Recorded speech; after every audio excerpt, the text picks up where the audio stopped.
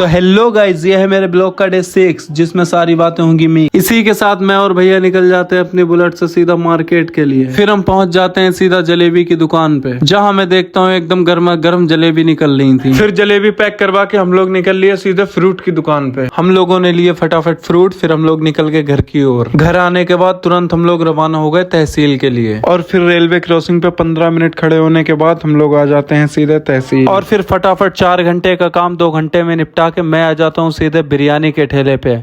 और भाई साहब ने बिरयानी इतनी तीखी बना दी जो मुझे फटाफट जाना पड़ा कैंटीन। कैंटीन में जाके मेरी नजर पड़ती है सीधे गुलाब जामुन पे। दिल तो कर रहा था भाई साहब सारे खा जाऊं। फिर मैंने एक समोसा खाने के बाद औकात अनुसार लिया एक गुलाब जामुन। फिर खा पी के निकल लेता हूँ मैं अपनी सीट पे। सीट पे पहुंचते ही सीधे मेरी नजर पड़ती है अपने पंखे की तरफ, जो कि पौने 5 मिनट से हो रखा था खराब। फिर 1 घंटे मत्था टेके करने के बाद हासिल कुछ नहीं हुआ भाई साहब। फिर फटाफट से बढ़ाई मैंने अपनी सीट और हम लोग निकल लिए सीधे घर के लिए। और रास्ते में मेरी नजर पड़ती है एक ऐसे बाइक सवार पे जो कि अगर जरा सा भी इधर हुआ तो सीधे बाइक सवार से पलंग सवार हो जाएगा। और बात रही टिर्रियों की, तो इन्हें भी फेरूंगा भाई, लेकिन फुर्सत में। और फिर फटाफट से आ जाता हूँ मैं अपने घर। बैग रख के ही सीधे निकल जाता हूँ फैच की दुकान पे। और 400 रुपए तो ऐसे दिखा रहा है जैसे 400 करोड़ हो। फिर हम 400 रुपए लेके निकल जाते हैं सीधे फोन की दुकान पे। फोन की दुकान पे पहुंच ही पाते हैं, फिर मेरे साथ होता है कुछ ऐसा।